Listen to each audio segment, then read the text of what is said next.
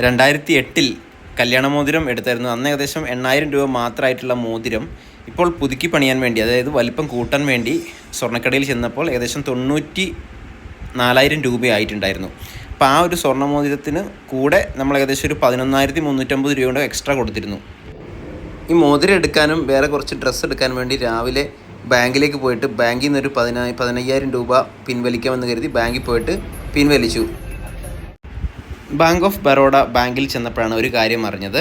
എല്ലാ ബാങ്കിലും ഇത് അവൈലബിൾ ആണ്, നാഷണലൈസ്ഡ് ബാങ്കിലൊക്കെ. അതായത് നിങ്ങൾ ഒരു വർഷത്തിൽ 228 രൂപ നിങ്ങൾ മുടക്കുകയാണെങ്കിൽ നമുക്ക് എന്തെങ്കിലും അത്യാഹിതം, അതായത് മരണം സംഭവിക്കുകയാണെങ്കിൽ നമ്മുടെ കൂടെയുള്ളവർക്ക്, നമ്മുടെ നോമിനി അല്ലെങ്കിൽ വൈഫ് അല്ലെങ്കിൽ ഹസ്ബൻഡ് അല്ലെങ്കിൽ ബ്രദേഴ്സ് ആരാണെങ്കിലും അവർക്ക് 2.5 ലക്ഷത്തോളം രൂപ കിട്ടുന്ന ഒരു സ്കീം ഉണ്ടെന്നാണ് അറിഞ്ഞത്. അപ്പോൾ ഞാൻ എന്തായാലും അതങ്ങ് ചേരാമെന്ന് കരുതി.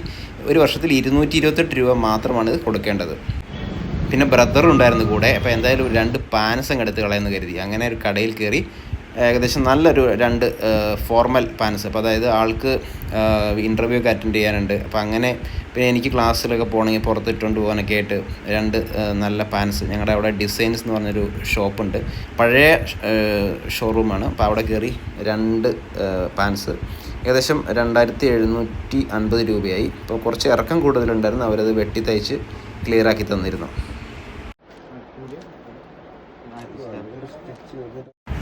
ഇതാണ് എൻ്റെ ബ്രദർ. ഞങ്ങൾ 7 വർഷം കൂടിയിട്ടാണ് ഇങ്ങനെയൊക്കെ പുറത്തൊക്കെ പോകുന്നത്.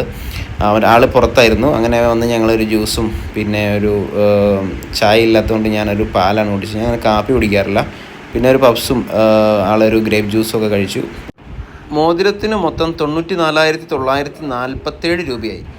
പിന്നെ ഞങ്ങൾ അവിടെ കയറിയപ്പോൾ 2 ഗ്ലാസ് ഞങ്ങൾക്ക് ഗിഫ്റ്റായിട്ട് കിട്ടി കേട്ടോ. അപ്പം ഞങ്ങളുടെ ഈ കൊച്ചു വ്ലോഗ് കണ്ടതിന് എല്ലാവർക്കും നന്ദി. തീർച്ചയായിട്ടും ഈ ചാനൽ സബ്സ്ക്രൈബ് ചെയ്ത് ബെല്ലൈക്കൻ കൂടി എനേബിൾ ചെയ്ത് വെക്കുക. Thank you, all the best. എല്ലാവരും നല്ല ആരോഗ്യത്തോടുകൂടെ നന്നായിട്ടിരിക്കട്ടെ.